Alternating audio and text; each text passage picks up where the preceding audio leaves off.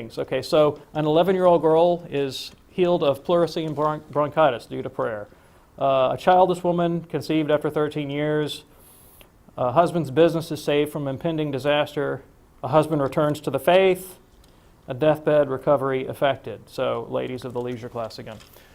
So these are the kinds of things they're praying for. They're praying the same kind of concerns that we have. They're bringing them to the Lord in prayer at the holy sacrifice.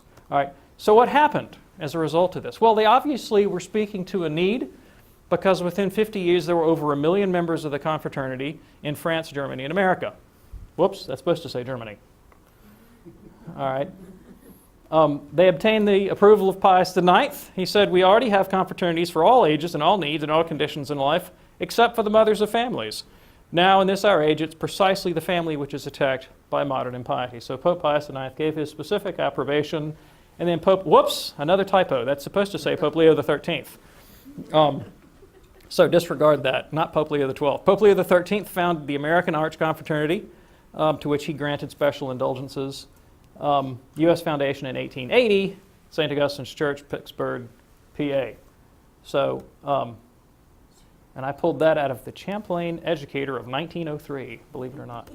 Okay, so what came of it? What were the results of the confraternity in France? Well, we already pointed out, unfortunately, the mothers did not achieve one of their aims, which was the re-Christianization of French society. This is a French sociologist of religion at the Paris Institute for Political Studies. He says, today it's unimaginable to go against the state, against the public space, to show a cross or a skullcap or a veil. It's impossible. It's wanting to destroy the state. That's how it's perceived. That's what the French feel. Most French people think that you cannot be a citizen and believe in God. And this is what Father alluded to at the beginning. We are the most atheistic people in the world. All right, so at one level, you'd have to say that the confraternity and the Christian mothers and those like them failed in their aims of re-Christianizing France. So were they a complete failure? All right, well, no, I don't think so. I found this picture. I thought it was a beautiful and ironic picture of the state of religion in France today. You see Notre Dame in the background there. All the reporters gathered around what? A Catholic woman? No, a Muslim woman. And the issue, of course, now where secularism is being challenged is not from the Catholics, it's from the Muslims. Muslim women who want to wear veils and other displays of religiosity in public and in the schools and workplaces and so forth, and they're being told they can't, all right, because no religion are allowed in public spaces in France. All right, so do we conclude then that the Confraternity of Christian Mothers, because they weren't successful in re-Christianizing France, were they therefore unsuccessful? All right. Should we think that their example is not to be followed? No, I don't think so. And the heritage of Christian motherhood, Catholic motherhood in France, is one of the most astonishing heritages given to the universal church, I believe. All right. And I just pulled 3 incredible Christian saints, female Christian saints from this very same period, 19th century France. One of whom was a mother, of course. Now, you should recognize all these, I think. Bernadette Soubirous, of course, up on the top left. Catherine Labouré, and does anybody know who this is in the middle? Therese? Nope. No, her mother? Yep. Zélie Martin. I think Zélie Martin in particular is interesting because, well, I'm not aware that she was a member of the Confraternity of Christian Mothers. She knew them. I mean, she had to, because she came from the exact same social milieu. She lived in the north of France. She was bourgeoisie. She was a very pious and devoted Catholic. If you ever read her letters to her husband and to her family members, they're just filled with faith and piety. And of course, she gave to the world one of the greatest gifts that the Catholic world has ever seen. Very much like St. Monica gave us St. Augustine, Zélie Martin gave us Saint Thérèse of Lisieux. Okay, and Saint Therese has been responsible for more conversions, more vocations, more calls to a deeper and contemplative life, not only in France, but throughout the whole Catholic world of the 20th century than perhaps any other modern saint of the last 300 years. And so, while Saint Therese didn't come immediately from the Confraternity of Christian Mothers, she came very much from that social, theological, and devotional milieu of northern France, 9th century female Catholicism. This is where she came from. And I was particularly moved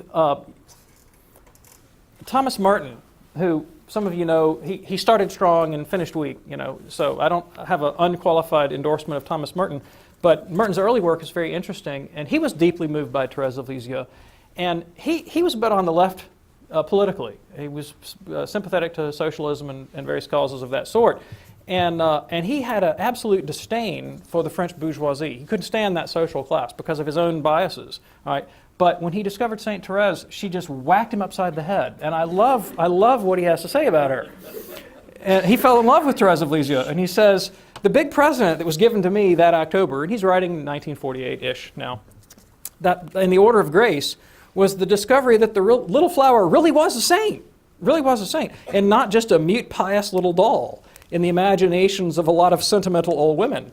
And not only was she a saint, but she was a great saint, one of the greatest, tremendous. I owe her all kinds of public apologies and reparation for having ignored her greatness for so long.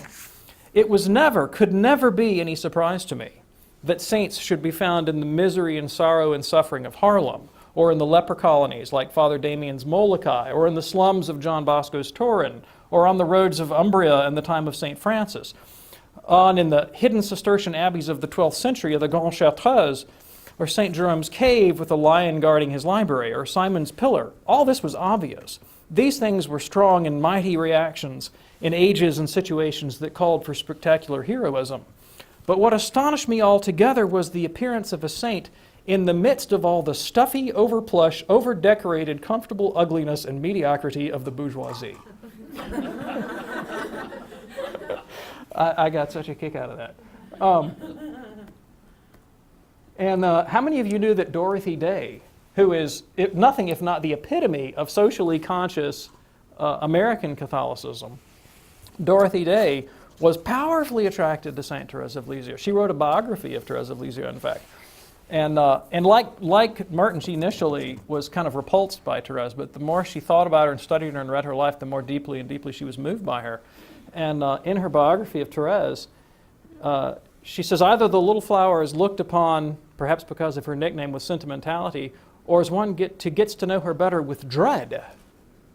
Now, why would one approach the little flower with dread?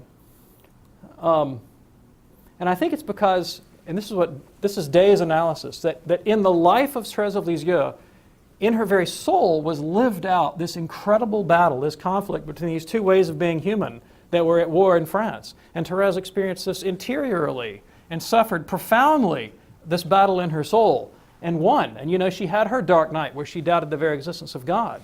And Dorothy writes, on that frail battleground of her flesh was fought the wars of today. When she died, her bones were piercing her body, and she died in an agony of both flesh and spirit. She was tempted against the faith, and said that for the last years of her life she was forced herself to believe with her indomitable will, while a mocking voice cried in her ears that there was neither heaven nor hell, and she was flinging away her life for nothing. To her, God was a consuming flame. And I think that's a brilliant image of the significance of Thérèse of Lisieux for our age, given to us, of course, by the society that also gave us the Confraternity of Christian Mothers. But I particularly want to commend to your attention Elizabeth Lesueur, whose calls for canonization is currently open at the Holy See. Anybody know Elizabeth Lesueur? I know a couple of you do. All right. I highly recommend you get a hold of her, the Secret Diary of Elizabeth Lesueur. The reason why is that Lesueur wasn't just a product of this 19th century French feminine spirituality, but she lived in her own life this conflict very, very profoundly. Her husband was a very prominent atheist, freethinker, anti-clerical. He was the editor of an anti-clerical publication. The circles that they hung in were deeply anti-clerical, anti-religious, and he was brilliant, and he tried constantly to undermine her faith. And she was deeply pious and devoted. She loved her husband deeply, and in spite of this, they had a good marriage.